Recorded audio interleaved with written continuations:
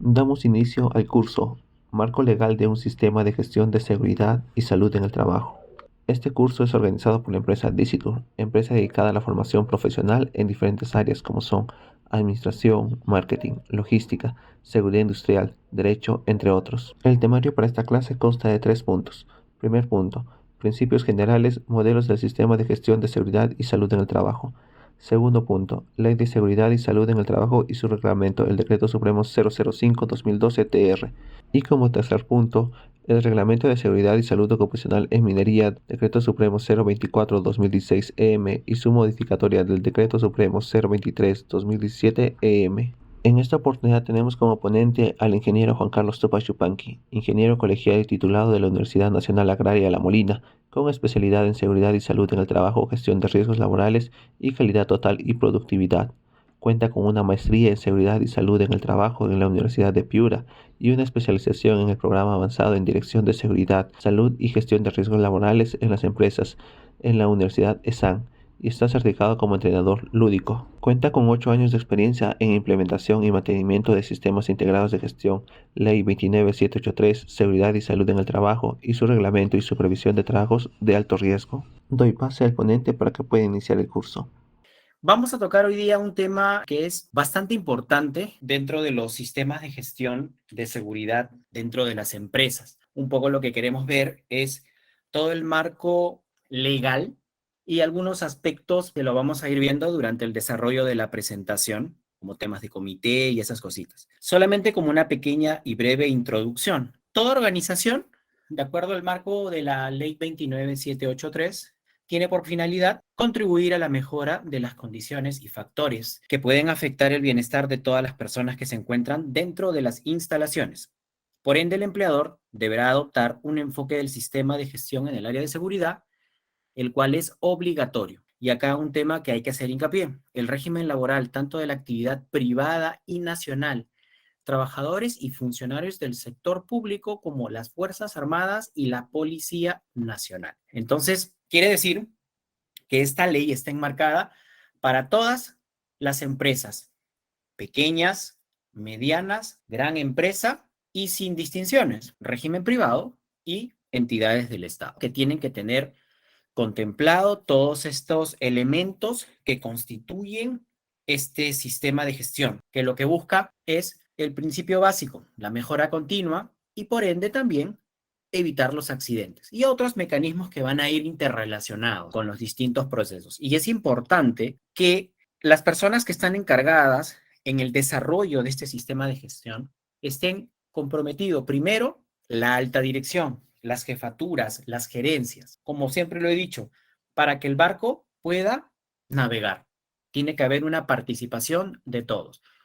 No solamente que esto recaiga básicamente en el área de seguridad. Claro, obviamente que el área de seguridad pues es aquella que cuentan con el perfil, cuentan con los estudios, cuentan con el expertise técnico y demás. Pero ahí siempre hay que recalcar, si no existe un compromiso por parte de la alta gerencia, el sistema no va a avanzar. Así nosotros tengamos miles de formatos y uno de los principios básicos del sistema de gestión y lo que establece la ley es esa, ¿no? Compromiso de gerencia. Entonces aquí vamos a ir viendo un poquito el desarrollo. Vamos a arrancar un poco hablando del marco, ¿no? De las principales normativas que existen en el país. Digamos que la matriz o la madre de todos aquí en lo que tiene que ver en seguridad y salud, pues es la ley 29783, que sí, a lo largo del camino ha sufrido una serie de modificaciones en el pasar de los años. En algunos artículos, quizás algunas empresas se han visto beneficiadas, otras no, pero el marco legal que nosotros tenemos, pues hay un ente competente que establece estas normas como para que podamos nosotros dentro de las organizaciones tener un adecuado sistema de gestión. Esto va alineado con su reglamento. Toda ley cuando sale siempre tiene que estar directamente asociada con el reglamento. En este reglamento, el Decreto Supremo 005-2012, que también ha sufrido una serie de modificaciones en algunos puntos. Luego después salió la ley 3022, donde algunos artículos dentro de el tema, por ejemplo, de los exámenes médicos y algunos otros lineamientos de interés a nivel industrial. Luego de ahí tenemos el Decreto Supremo 006-2014. Como les dije, toda modificación de la ley siempre tiene que estar directamente relacionada con el marco del reglamento. Y luego han salido algunas normas complementarias de la 3022 y hay un decreto supremo, el 012, que habla sobre la información sobre los accidentes de trabajo, incidentes peligrosos. Luego después han salido algunas normativas ya más específicas. Por ejemplo, dentro de las principales, por ejemplo, tenemos la RM 148, que habla sobre el procedimiento de la elección de los representantes ante el comité. Ahí vamos a ir viendo algunos aspectos, cómo es este proceso, cómo está constituido el comité, cuáles son las empresas que deben de tener un comité de seguridad y salud en el trabajo o un supervisor. A lo largo también de este marco legal hemos tenido también la RM 375, que tiene que ver con todo el tema de las normas básicas referente a la ergonomía y riesgos de tipo disergonómico. Y finalmente la RM 082, que hace referencia a los sistemas de gestión para las MIPES.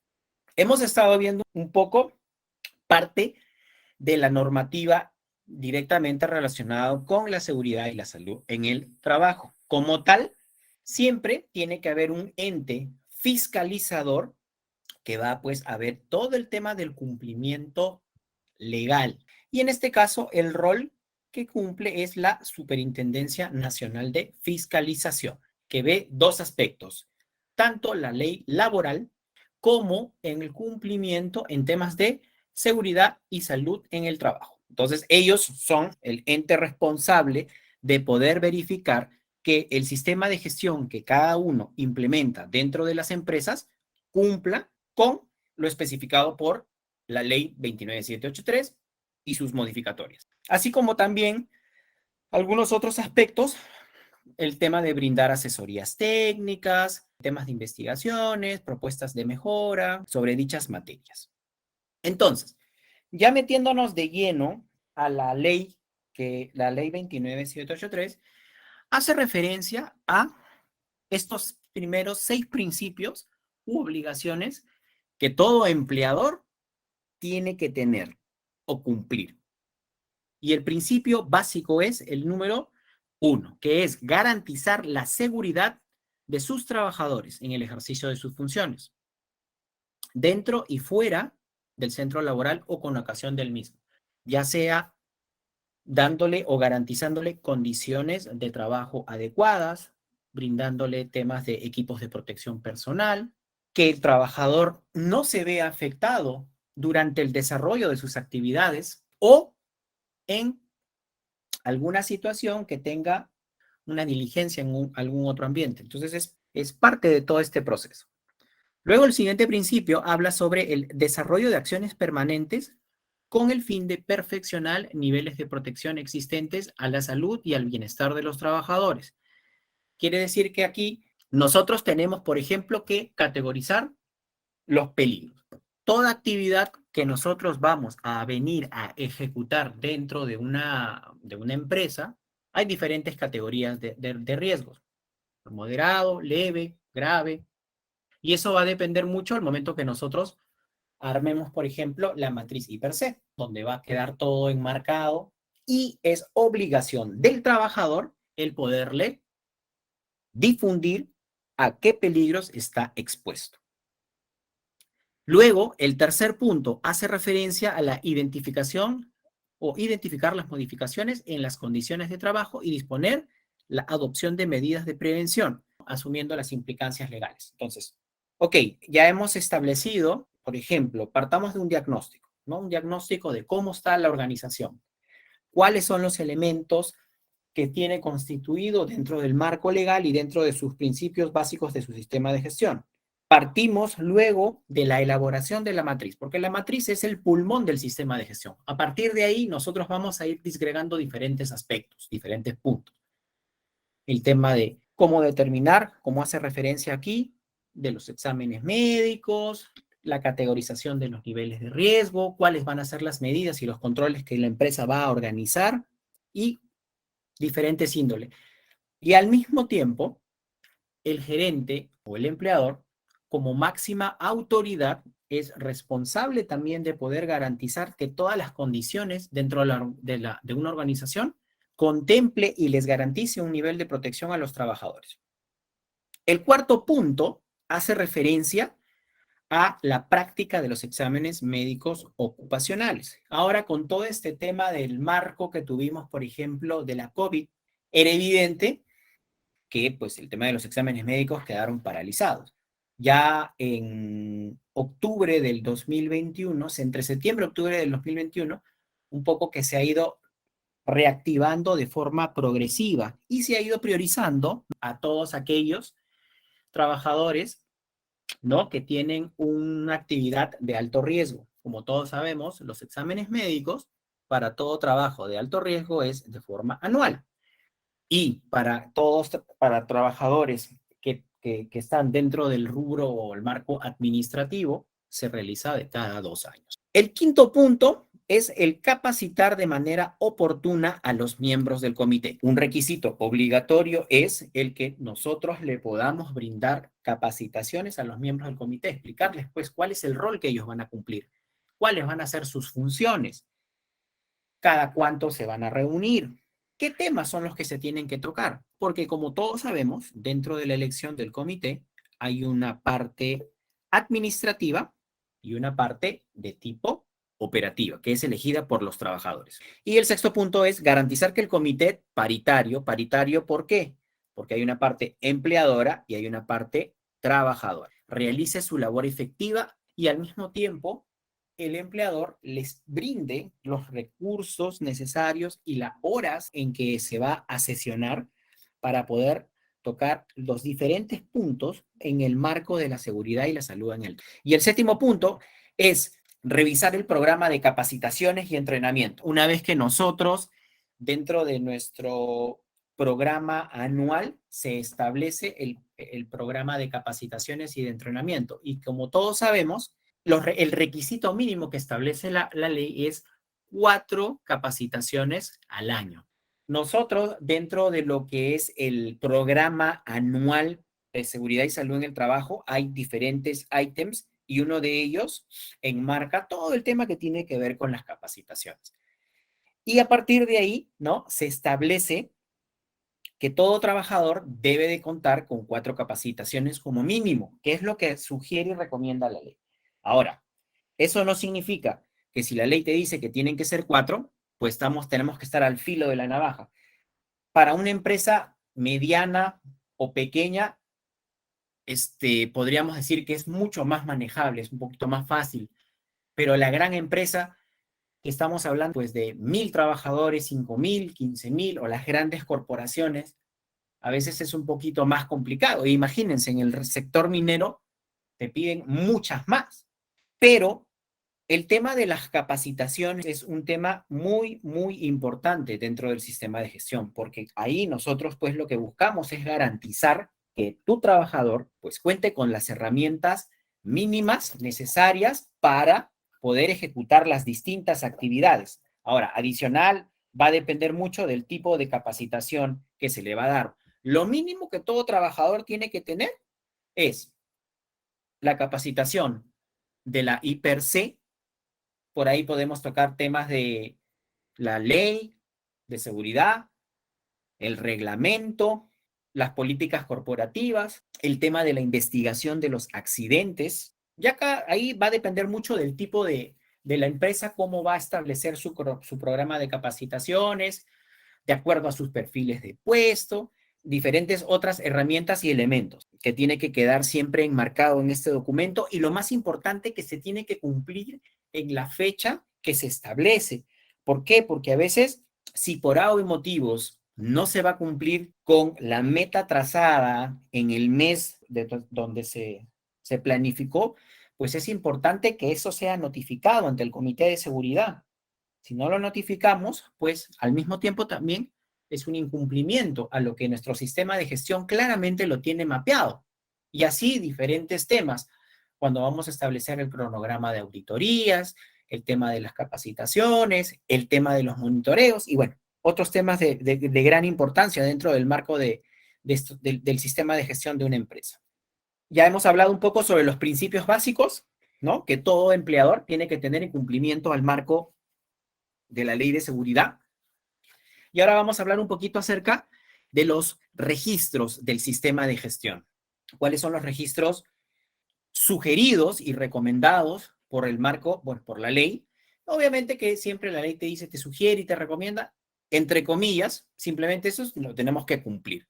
Te recomienda y te da una serie de registros, ¿no? Que están en la RM050. Establece, por ejemplo, dentro de los principales, el registro de accidentes de trabajo, enfermedades ocupacionales y o incidentes peligrosos. También tenemos el de exámenes médicos ocupacionales. Esto va a ir bastante alineado con el servicio médico que tienen las distintas empresas para poderle dar todo el tema del seguimiento, si es que es una enfermedad relacionada con el trabajo y demás. Otro aspecto importante que va muy alineado también con la matriz HIPER, ¿no? Es el tema de los registros de monitoreo. Muchas veces algunas organizaciones pues no priorizan ese tema o terminan pateándolo casi para fin de año, pero parte de los controles y de las mejoras que tú tienes que implementar en las distintas actividades, en las distintas operaciones es, ok, vamos a medir el tema de la luminosidad, el tema de posturas ergonómicas, generalmente para el tema de los administrativos o si es que vamos a hacer algún tipo de actividad de manipulación de carga, movimientos repetitivos y demás. Otro aspecto importante, el tema de los registros, por ejemplo, en lo que respecta a lo psicosocial. ¿Cuántos en algún momento en los ambientes laborales pues tenemos la presión por ahí de algún supervisor o algo por el estilo, por el logro de las metas? Y obviamente pues si tú estás así en un ambiente bajo mucha presión, puede terminar impactando en la salud de los trabajadores. Y bueno, ya lo que habíamos mencionado sobre el tema disergonómico. Por otro lado, el tema de las inspecciones internas. Te recomienda también una metodología, ¿no? Para que puedas hacer justamente como con los miembros del comité, ¿no? Porque una de las tantas funciones que tiene el Comité de Seguridad y Salud en el Trabajo es la ejecución de inspecciones internas, donde lo que se busca es poder analizar o identificar condiciones subestándares que puedan ocasionar accidentes de trabajo. Luego, el otro punto es el tema de las estadísticas de seguridad. Obviamente que nosotros, dentro de una organización, pues también tenemos que llevar un registro de accidentes, cuántos accidentes se dan a lo largo del año. Y acá hay un tema bastante importante que nosotros tenemos que también contemplar. Muchas organizaciones priorizan accidentes de tipo incapacitante, pero a veces no priorizamos los accidentes leves porque por ahí es algo insignificante. Pero acá nosotros tenemos que analizar.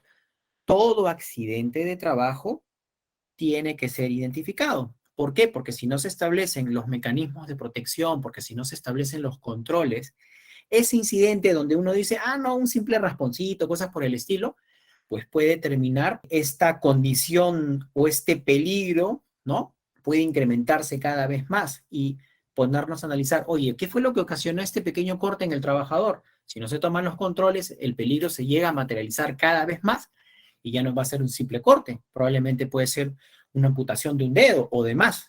Bueno, de ahí el tema de los registros de equipos de emergencia. La empresa es una de las obligaciones que también tiene es poderle brindar los equipos de protección para el tipo de actividad que va a ejecutar, ¿no? Dependerá mucho si es una actividad de alto riesgo, se le darán EPPs específicos para la actividad, equipos de protección contra caída y así, ¿no? O trabajos en caliente o lo que fuese. Pero se tiene que llevar un control, ¿no?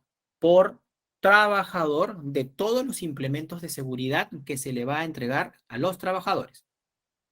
Luego tenemos el registro de inducción. No, aquí es claro, cada vez que se realice una capacitación o un entrenamiento, que ya es un poco la parte práctica de lo que se explicó dentro del marco teórico, esto es importante.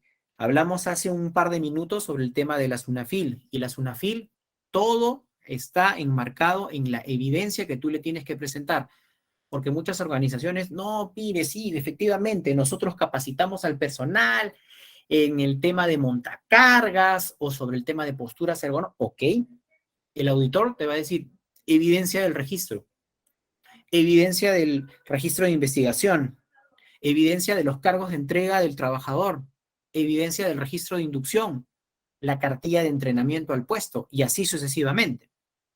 Y finalmente, así como se establece el programa anual de seguridad, uno de los puntos que también la ley establece es el programa de auditorías, ¿no? Tú estableces la frecuencia dentro de las auditorías de tipo interna o externa, ¿no? O dependerá si ustedes también pues quieren llegar a certificarse con la ISO 45001, ¿no?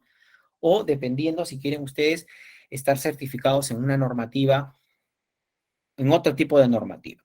Dentro de lo que es el periodo de conservación, un poquito en resumen de lo que hemos estado hablando de estos registros, cabe recalcar que el tema de los registros para exámenes médicos ocupacionales tiene que tener un periodo de conservación de 20 años. Los registros de accidentes de trabajo, 10, y los demás registros tienen que tener un periodo de 5 años posteriores al suceso. Y mucho se preguntará, ¿y por qué tanto tiempo? 20 años. Ok, cabe recalcar, muchachos, o el tema también de los accidentes de trabajo. Acaba el vínculo laboral.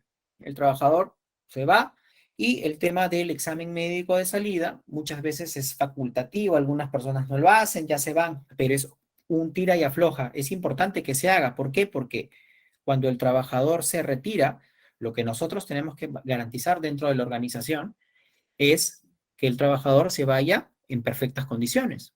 Porque ¿qué pasa si luego viene un nuevo trabajador de otra organización y si no se le hizo el examen de salida donde se garantiza pues las condiciones eran las más óptimas, no vaya por ahí salir diciendo, no, yo me terminé enfermando de hipoacusia en la empresa Pepito? Ok, señor, pero cuando usted se retiró, no tenía ningún factor de riesgo, no tenía ningún tipo de lesión. Entonces, para nosotros, pues también tener herramientas necesarias, ¿no? Frente a este tipo de situaciones.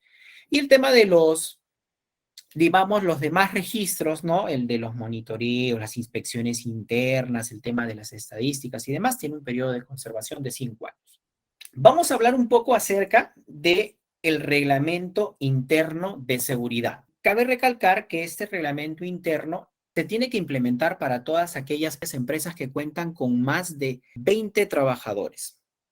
Esta obligación se extiende a los trabajadores en el régimen de la intermediación, el tema de tercerización, a las personas en la modalidad formativa y a todos aquellos servicios subordinados o autónomos. Ahora, ¿cuáles son algunos de los aspectos enmarcados que debe de tener constituido este reglamento?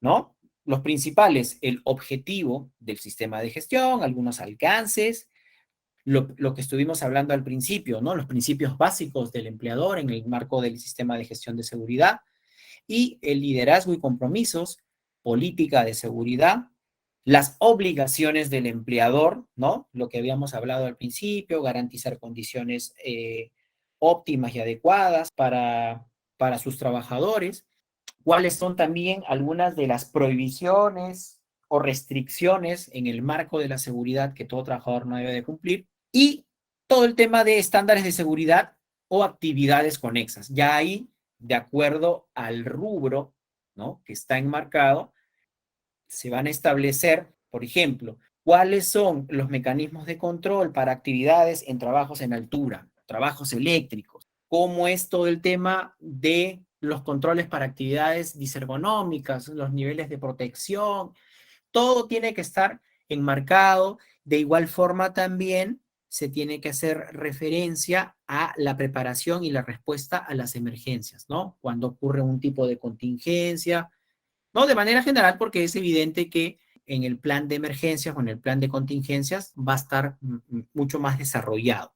El reglamento interno, un aspecto importante y una de las funciones principales del comité es que tiene que tener la aprobación, ¿no? Debe ser aprobado por el Comité de Seguridad en el trabajo, no siendo necesaria su aprobación o la validación, porque a veces muchas de las empresas lo quieren visar ante el Ministerio del Trabajo, no es obligatorio. Por eso se lleva o se hace una elección ante el comité donde por ambas partes realizan y hacen una revisión a este reglamento Si por algún motivos tiene que sufrir algún tipo de modificaciones, se realizará, ¿no? Se hace el visado correspondiente y posterior se hace la difusión a todos los trabajadores. Bien, ya habíamos hablado acerca de las capacitaciones, ¿no? Que toda organización, que toda empresa tiene que al menos realizar 4 capacitaciones como mínimo en el año.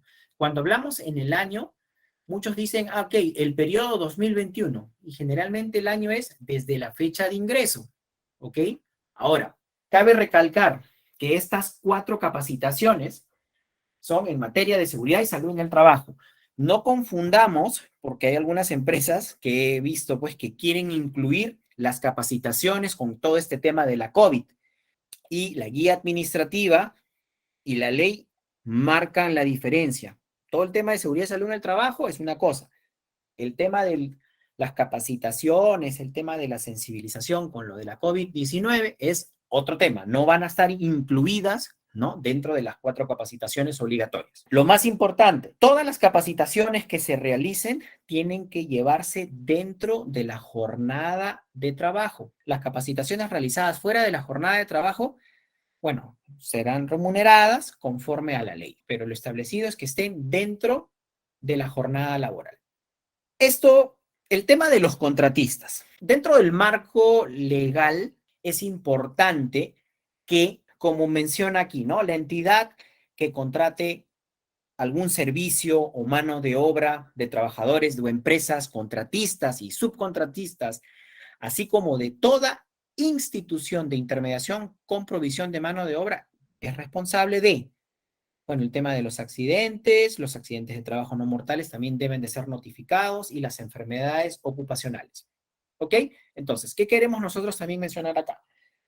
Yo, empresa principal, empresa titular, contrato los servicios de una empresa, Servicios Generales Pepito.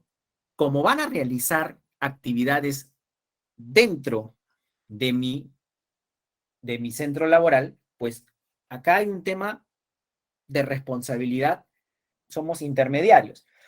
Muy aparte, o sea, ¿cómo comienza todo? A ver, para más o menos podernos ordenar. Contratamos el servicio, bueno, a través de una orden de servicio, una orden de compra, etcétera, etcétera, y de acuerdo a la actividad, nosotros vamos a solicitarle una serie de requisitos en cumplimiento con la ley, ¿no? ¿Qué actividad es la que va a realizar? Ok, a partir de ahí se le solicitará el tema del SCTR, los procedimientos de trabajo seguro, los PETs, los cargos de entrega del reglamento, la I-per-C, ¿no?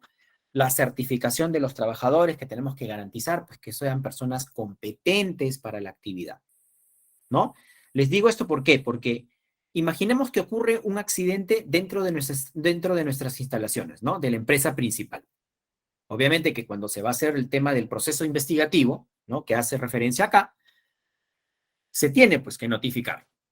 Y al mismo tiempo, nosotros, al ser responsables solidarios, porque el accidente ha sido acá, pero todo el tema de investigación, cuando ocurra un accidente, pues tiene que estar eh, por parte de la empresa contratista. Pero lo que sí, cuando se hace la investigación, hay que analizar si es que el accidente laboral, ¿no?, fue por una mala práctica o una práctica insegura, ¿no?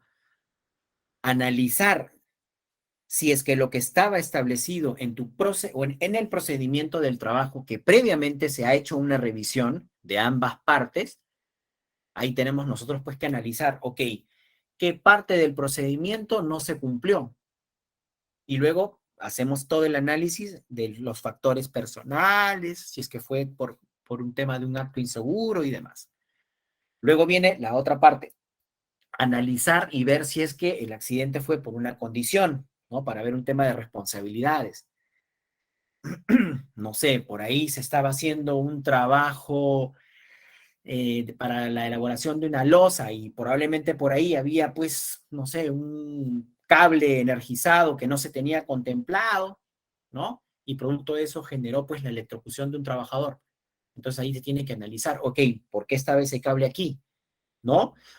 ¿Por qué no se analizó de repente con todo el equipo de proyectos? Se analiza, oye, cuáles son las condiciones, o si es que el trabajador esto no notificó, no se coordinó, no se trabajó en el tema del análisis de las condiciones, no sé, X cosas, ¿no?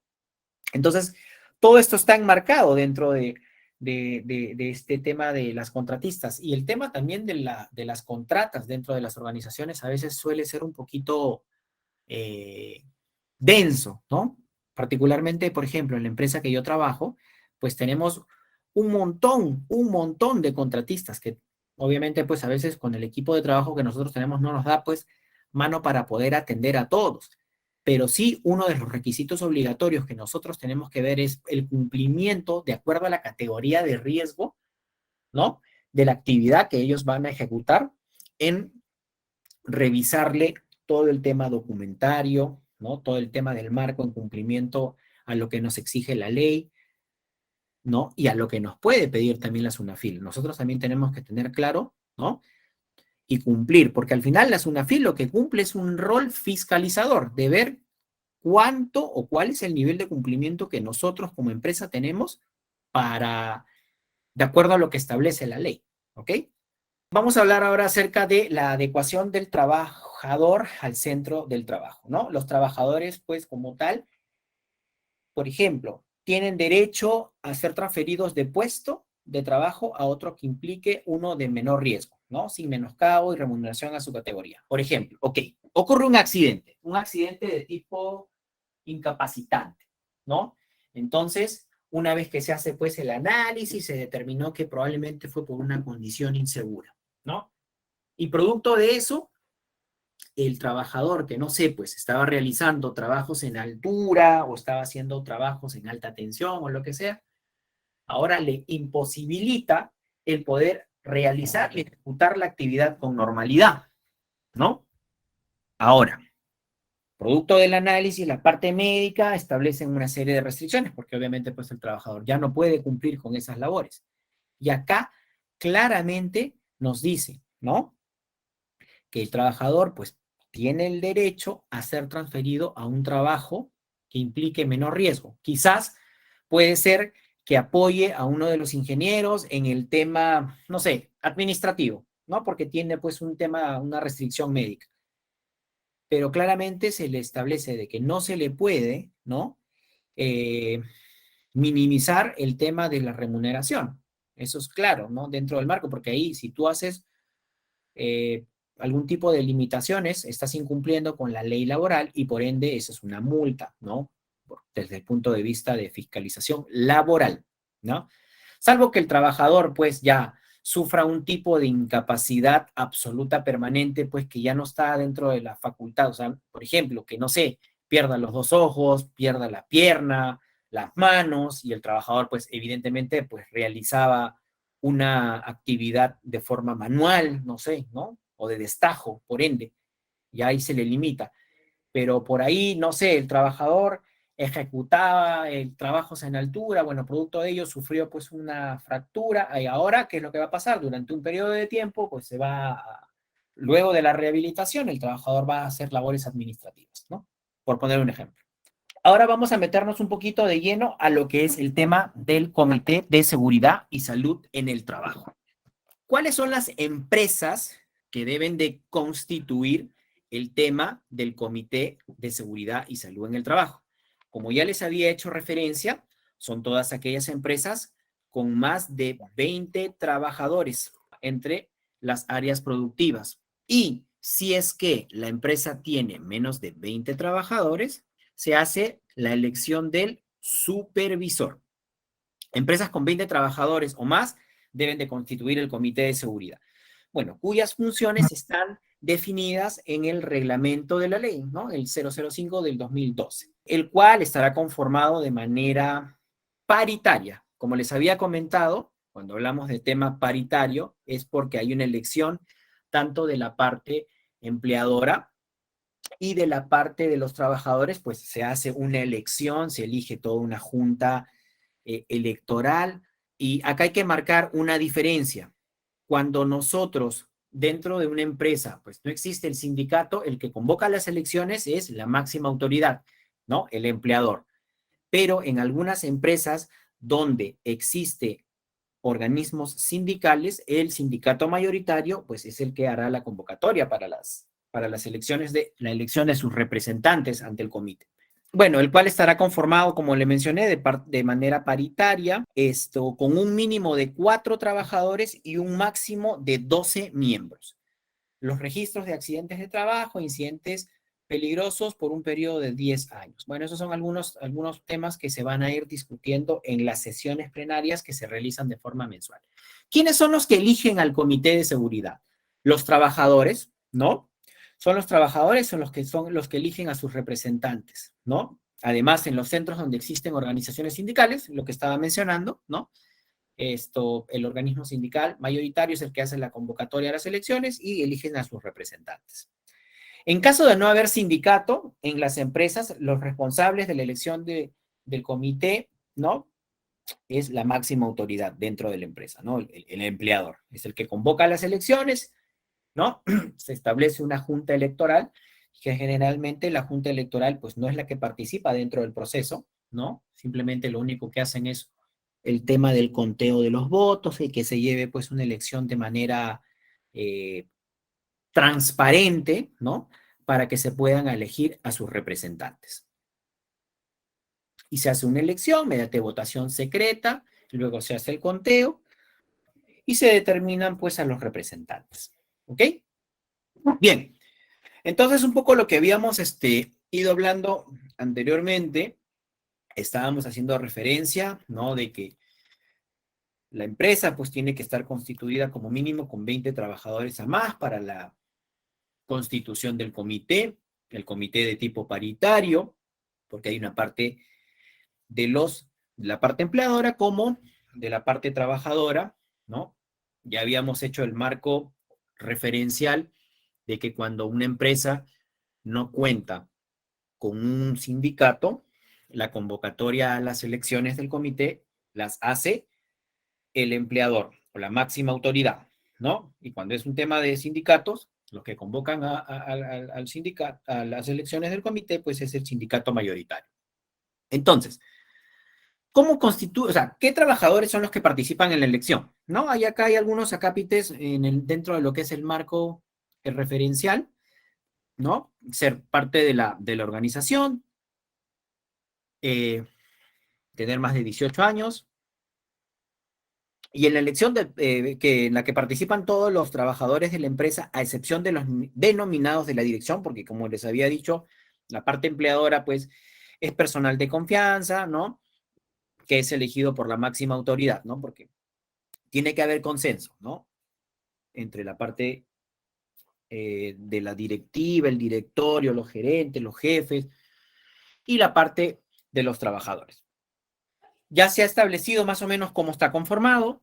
Ahora tiene que haber una sesión plenaria, ¿no? Esta sesión es una vez digamos, son 12, ¿no? Una vez por mes. Y todas las reuniones en las que se van a hacer la sesión, pues tiene que establecerse un acta de acuerdos, ¿no? Ahí donde van a participar el presidente, el secretario, ¿no? Donde se establecen cuáles van a ser los acuerdos en la reunión, llevar el acta, cuáles fueron los acuerdos establecidos en la reunión anterior, los establecidos en la presente reunión, cuáles son las oportunidades de mejora, cuáles son las acciones y los mecanismos establecidos, todo dentro del marco de la seguridad. Ahora, este libro no necesariamente, ¿no? El libro de actas no tiene que ser aprobado por el Ministerio de Trabajo, ¿no? Y deberá ser actualizado conforme a las reuniones, ¿ok? Ahora, cuando hablamos de las reuniones del comité, en esta reunión participan con voz y voto los representantes titulares, ¿no? Porque habíamos mencionado que como mínimo son 4 y máximo 12, ¿no? Y tiene que ser paritario. Va a depender mucho la cantidad o el número de miembros que se van a establecer. Si son 8, ¿no? 4 titulares, 4 suplentes. 10, 5, 5. 12, 6, 6, ¿no? Y de forma paritaria van a estar la parte empleadora y la parte trabajadora. Bien. Y de acuerdo al artículo 63 del reglamento de seguridad, por tanto, no es obligatorio que los miembros suplentes sean convocados a las reuniones, salvo que un titular, bueno, hay una serie de requisitos o de incumplimientos, si faltan las sesiones plenarias y demás, o si es que acaba el vínculo laboral, bueno, pasa el suplente a ocupar el cargo para poder sesionar en las distintas reuniones de los comités. ¿Cómo es el tema del periodo de duración en el mandato del comité? Va a depender mucho de la organización. Lo mínimo es 1 año, máximo 2, debiendo estos ser reemplazados por otros trabajadores en el nuevo comité. Y los representantes del empleador son los que ejercen el cargo por un espacio que el empleador lo determine. Como ya les había mencionado, en la reunión, ¿no?, que se hace de forma mensual, participan con voz y voto los representantes titulares. Los suplentes participan cuando el miembro titular, bueno, es vacado en el cargo por alguna de las causales que están establecidas en el artículo 63. Temas de enfermedad, vínculo laboral o que el trabajador dentro de una serie de sesiones va una, falta otra, va una, falta otra, ¿no? Hay un cierto número de sesiones en las cuales, si es que este trabajador incumple, ¿no? Bueno, automáticamente se lleva ante el comité para que el miembro suplente ocupe el cargo de miembro titular, ¿no? Estos sean convocados, bueno, como menciona ahí, a las reuniones de sesión plenaria de forma mensual.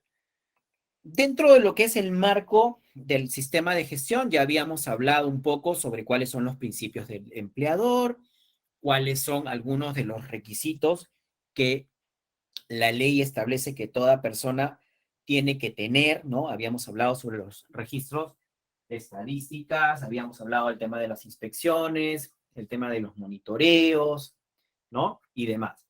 Pero hay algunos documentos que todo empleador tiene que exhibir, ¿no?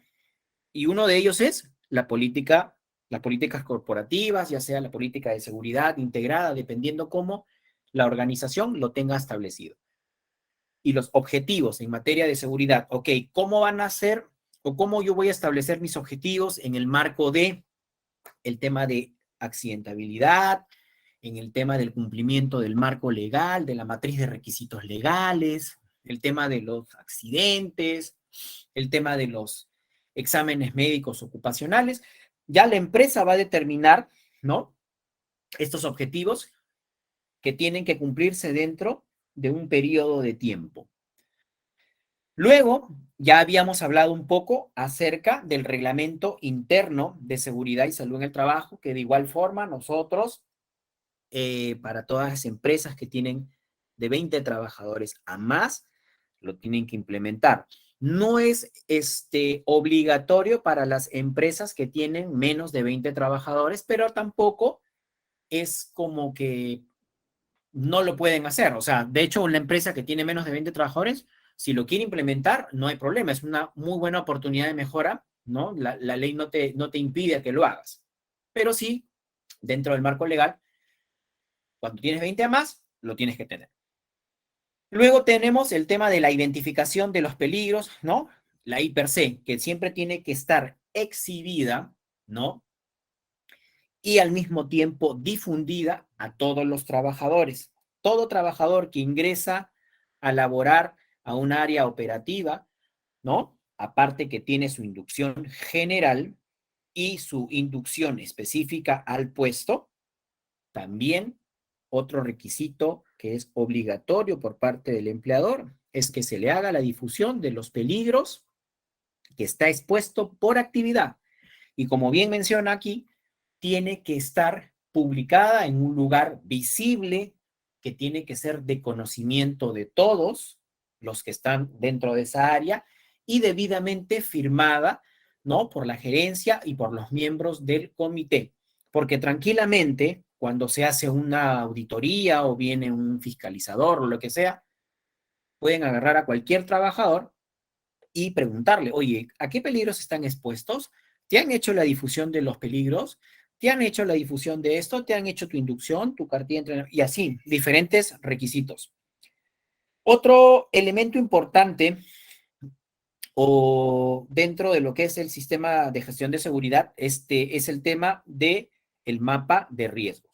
Entonces, como yo les había mencionado, la I per se es el pulmón o el corazón del sistema de gestión. A partir de ahí se van a establecer los controles, se van a establecer el tema de los exámenes médicos, monitoreos, identificación de peligros, medidas de control y demás. Entonces, y al mismo tiempo se van a establecer una serie de riesgos. Entonces, en el mapa de riesgos, ¿no? Lo que se quiere establecer es por área de trabajo, ¿no? ¿Cuáles van a ser los riesgos a que el trabajador va a estar expuesto cuando se encuentre en ese ambiente laboral? Y al mismo tiempo, ¿cuáles son algunos de los equipos de protección personal que van a mitigar ese factor de riesgo? Entonces, cuando una persona va a entrar a un ambiente, digamos, de hornos, ¿cuáles son los principales factores de riesgo? Quizás el tema de la temperatura, ¿no? El tema de por ahí el polvillo, ¿no? O producto de la combustión de los hornos, o probablemente el ruido y demás. En ambientes, por ejemplo, con temperatura controlada, aquí ya estamos hablando de que por ahí el piso es un piso muy resbaloso, ¿no? Temperaturas bajas y demás. Entonces, ¿para qué? Para que, aparte que tú a tu trabajador le has explicado, ¿no?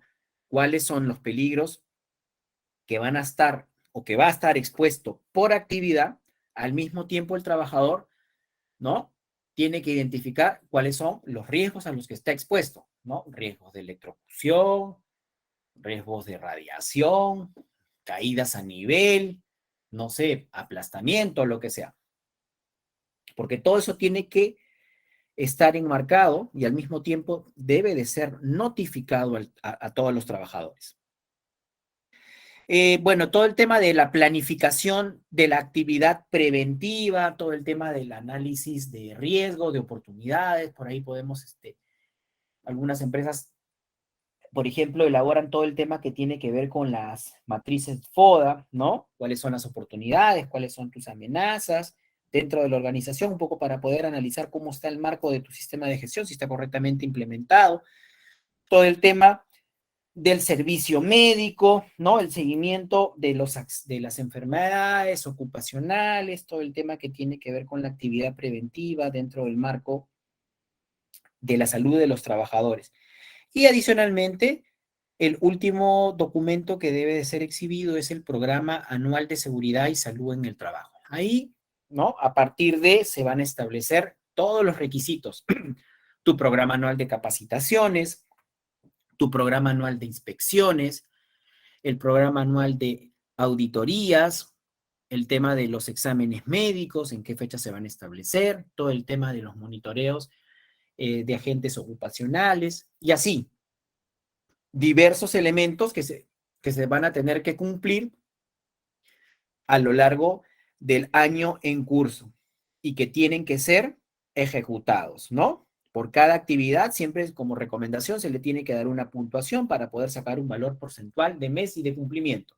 Aquellas actividades, como ya les había comentado, por ejemplo, el tema del programa de capacitaciones, que no se cumpla dentro del mes, tiene que ser notificado ante el comité, ¿no? En el que se va, digamos, oye, ¿sabes qué? No se ha cumplido con la meta, lo vamos a hacer al siguiente mes. Ok, perfecto, ¿no? Se lleva a sesión plenaria y eso se va a notificar para que la capacitación, no sé, pues, de protección auditiva no se cumplió en el mes de mayo, va a pasar al mes de junio, ¿no? Pero eso tiene que ser siempre notificado, porque cualquier incumplimiento, pues, puede estar sujeto a que cuando se hagan las auditorías, eh, depende, pues, ¿no? Se va a establecer como una oportunidad de mejora, una observación o una no conformidad por el incumplimiento que se da.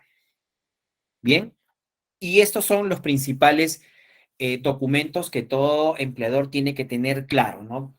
Que es la matriz y el pulmón.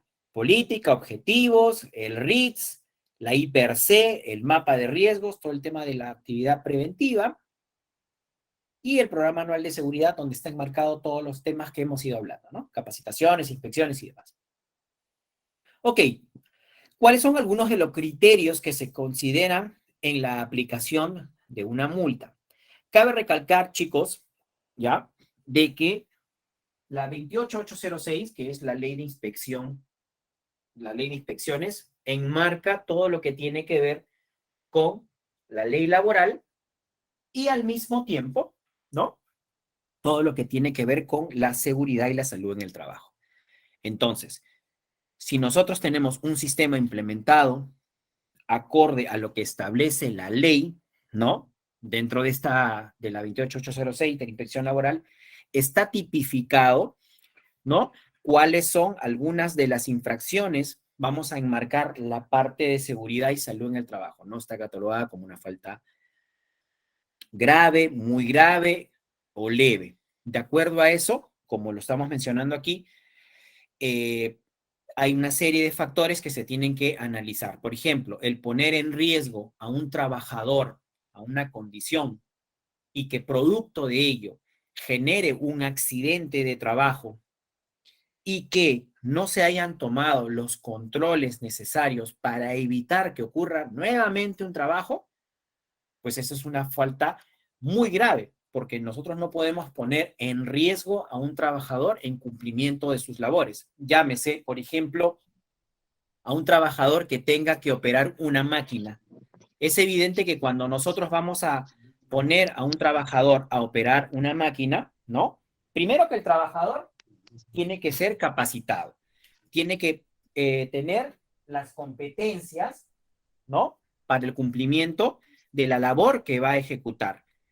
Y al mismo tiempo, toda máquina pues tiene que contar con los mecanismos, ¿no? De control, o no, los controles de ingeniería, llámese, por ejemplo, en algunas partes móviles, en algunas fajas, cadenas o lo que sea, ¿no? Para evitar, ¿no? Que exista un tema de atrapamiento en el equipo.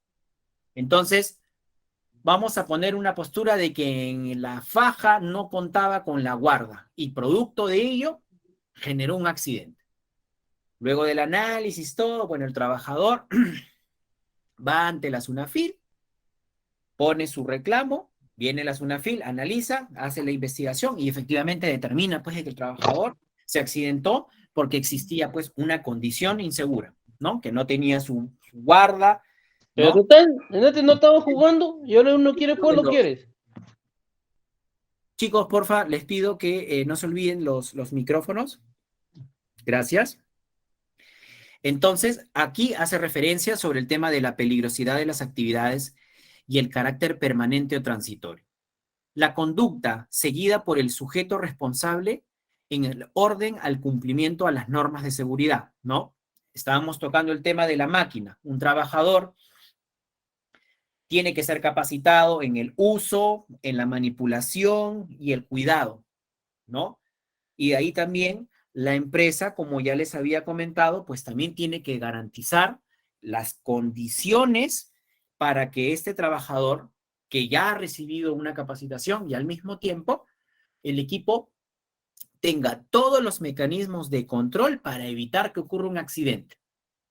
Ahora, si luego de este proceso de investigación la empresa pues no toma los controles o no implementa para evitar que ocurra, pues a partir de ahí viene la SUNAFIL, analiza, determina de acuerdo a cuál de los acápites e incumplimientos de acuerdo a la ley o del formato de la inspección laboral, como les había comentado, que lo clasifica leve, moderado, grave, o muy grave, perdón.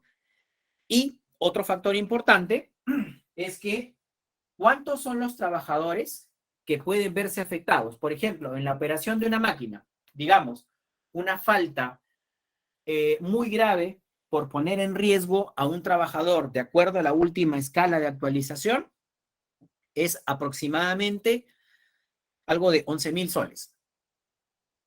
Pero se va a multiplicar dependiendo de la cantidad de trabajadores que pueden estar afectados. De repente en esa máquina son 2 a 3 personas las que la utilizan. Entonces, y que producto de ello le ocasionó un accidente con incapacidad permanente o un accidente incapacitante y producto de ello, pues la SUNAFIL determinó que la empresa pues no contempló y no implementó los mecanismos de control. A partir de ahí, es evidente que hay una falta que es insubsanable y producto de ello se le elabora un requerimiento, ¿no?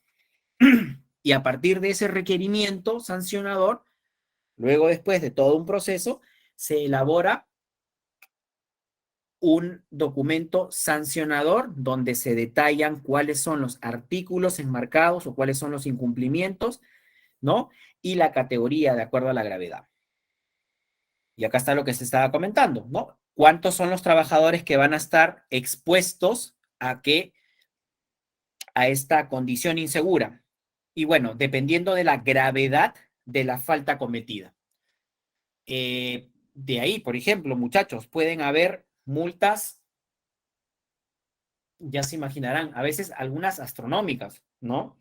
No voy a dar, por ejemplo, nombres de empresas, pero, por ejemplo, hace un tiempo atrás se estaba, por ejemplo, haciendo un trabajo en el mantenimiento de un horno microondas, ¿no?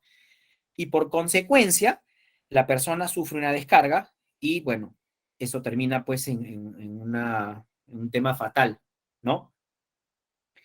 Luego después vino la SUNAFIL, hicieron los análisis, no se contaba con los requisitos o los documentos obligatorios que les mencioné, ¿no? Por ejemplo, la I-Per-C para intervención de este tipo de accesorios de cocina. Ahí estamos incumpliendo con un aspecto. No se tenía los EPPs acordes para la actividad, para la intervención, otro, y así sucesivamente. Entonces, en general, y luego por el análisis, en temas de multa salieron como más de 500.000 soles. 500.000 soles, muy aparte del tema de la indemnización a los deudos del trabajador. Entonces, por eso, muchachos, muchas empresas dicen, pucha, no, ya vino la SUNAFIL nuevamente a ponerme una multa, que por aquí, por allá. No, la SUNAFIL cumple un rol fiscalizador para poder ver que tu sistema de gestión de seguridad se esté cumpliendo. Y probablemente por ahí hubo alguna desviación o hubo algún incumplimiento, ¿no?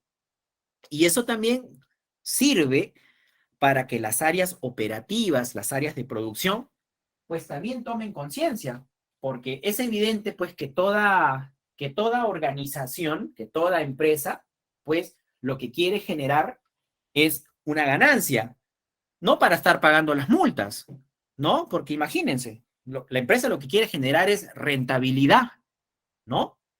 Y a partir de esta rentabilidad, bueno, el tema de utilidades y demás, pero la empresa no genera rentabilidad para estar pagando multas. Ahora, pero la multa no vayan a decir, pucha, el área de seguridad o lo que sea.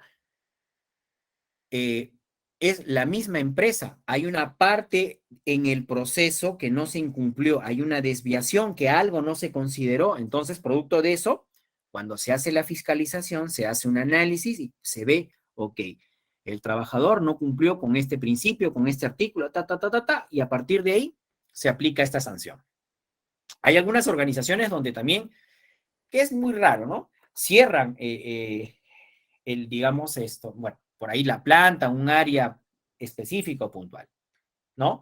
Pero hay que sacarnos de la cabeza de que no, que la SUNAFIL hay que tenerle temor. No, no, no, muchachos, la SUNAFIL lo que les digo es, viene acá, te fiscaliza y te ve, pues, de que tú estés como empresa cumpliendo, ¿no? Con los requisitos mínimos de seguridad que en el marco legal la ley establece.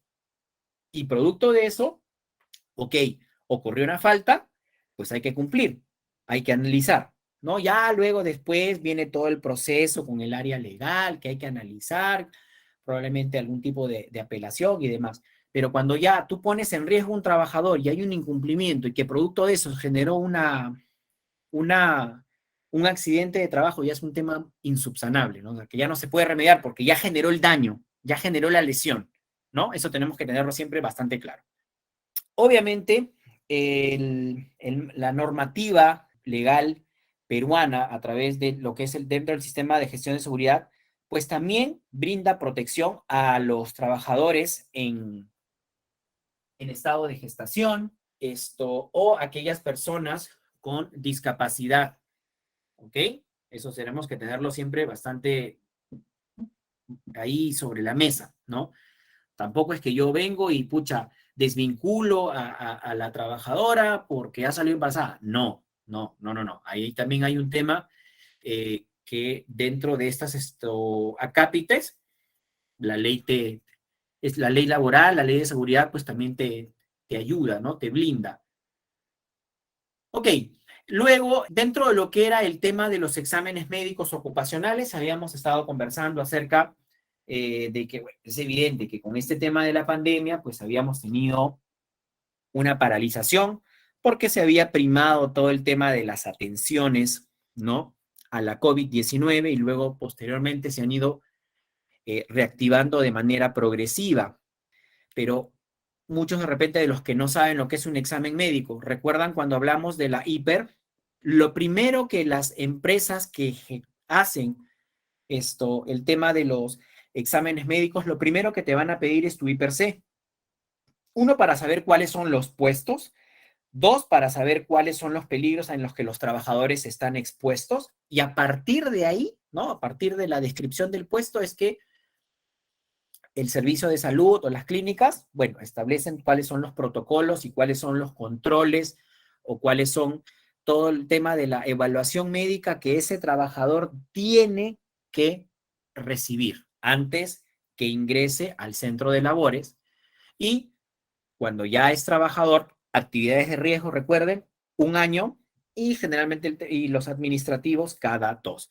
Entonces, como definición, el examen médico ocupacional es aquel, ¿no? Expresamente catalogado como obligatorio, ¿no? Según normativa del MINS. La negativa por parte del trabajador a someterse a los exámenes médicos no podrá considerarse como falta sujeta a sanción por parte del empleador, con excepción de aquellos exámenes exigidos por todo el tema todo un tema interno de la organización. En este caso, las normas internas deben de establecer debidamente fundamentadas y previamente a su aprobación, ser puestas ante conocimiento del comité y o del supervisor, ¿no? Igual como hablábamos el tema de las capacitaciones, también muchos dicen, no, a la capacitación no voy. Es importante, es parte del proceso que tiene que cumplirse. Ahora un poquito vamos a hablar acerca de las estadísticas de seguridad. Hay que tener un marco, bueno, acá hay algunos indicadores, ¿no? De acuerdo digamos, a la categoría de riesgo. Dentro de los riesgos que están expuestos, por ejemplo, son a golpes contra objetos, ¿no? Hay muchas actividades que son actividades manuales o hay ambientes que tienen temperaturas controladas o superficies de repente resbalosas donde hay algún tipo de lubricante. O generalmente todas aquellas empresas donde existe bastante manipulación manual y que producto de ello pues puede llegar a generar sobreesfuerzos por tensión, por torsión, por giro de tronco y todo, si es que no se tienen contemplado, ¿no? Todo el marco del seguimiento de buenas posturas. Por eso que es muy importante dentro de las organizaciones contar con un servicio médico para que también se asesore y se difunda también a los trabajadores, ¿no? Cómo debe de ser un levantamiento correcto de una carga.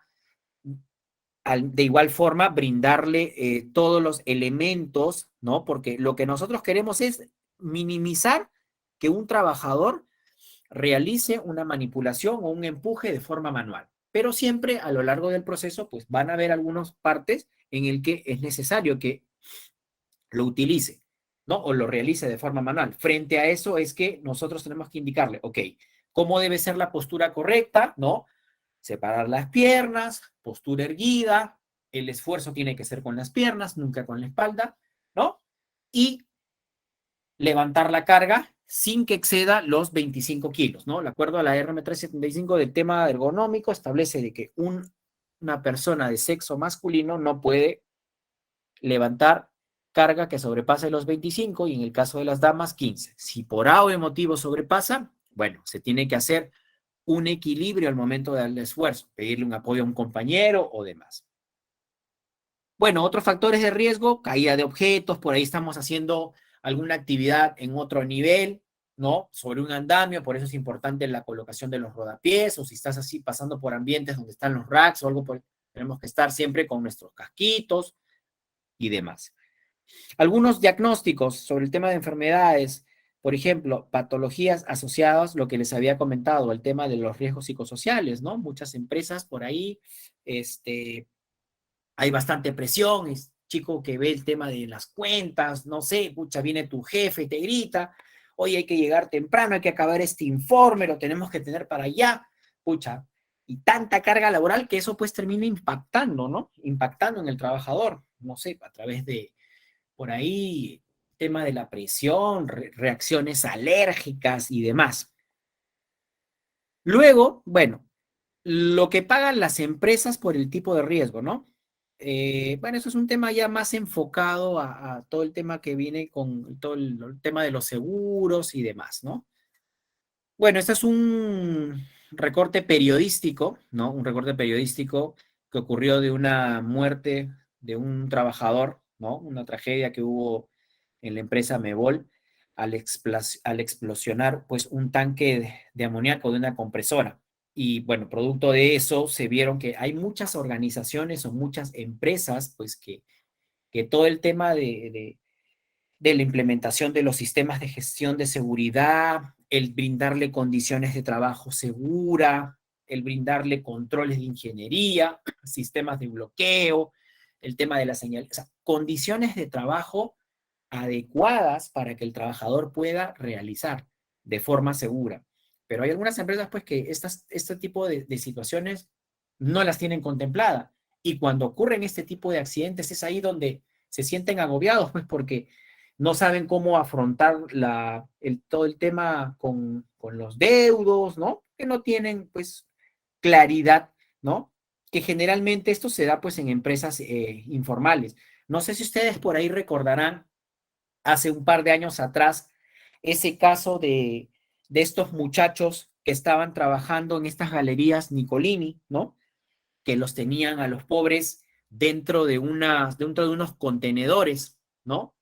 Trabajando 12 horas consecutivas con llave y a lo mucho les daban una botella para que puedan miccionar y luego después ocurre un incendio y los pobres muchachitos pues terminan lamentablemente falleciendo. O sea, aún todavía a estas alturas persiste este tipo de algunas empresas informales, pues que, o a veces cuando nosotros vemos la realizar, pues no sé, una obra ahí por el barrio, a diferencia de una empresa constructora, pues que cumple con todos los requisitos y los lineamientos que tienen que tener, que pues ponen en riesgo a los trabajadores. Y recuerden que el rubro construcción es el rubro donde hay la mayor cantidad de accidentes reportados, ¿no? Bueno, y hay distintas otras rubros. Hemos concluido el curso Marco Legal de un Sistema de Gestión de Seguridad y Salud en el Trabajo. Gracias por ver este video.